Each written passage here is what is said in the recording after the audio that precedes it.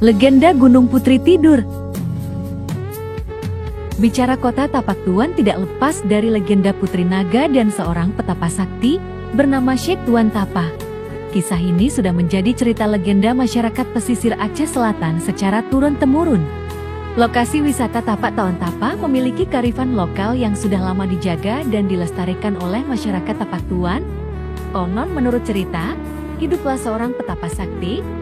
Ia bertapa di sebuah gunung yang kini dikenal dengan Gunung Tuan. Jika dilihat secara cermat, gunung tersebut mirip sosok gadis yang sedang tidur dengan rambut panjang terurai. Kalau dilihat dari lokasi objek wisata Tapak Tuan Tapa, Gunung Tuan itu kelihatan seperti putri yang sedang tidur.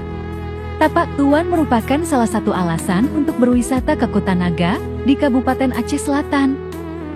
Lalu kenapa disebut dan dikenal dengan Tapak Tuan? Penasaran tentang kisah lengkap legenda Tapak Tuan Tapa? Ayo berkunjung!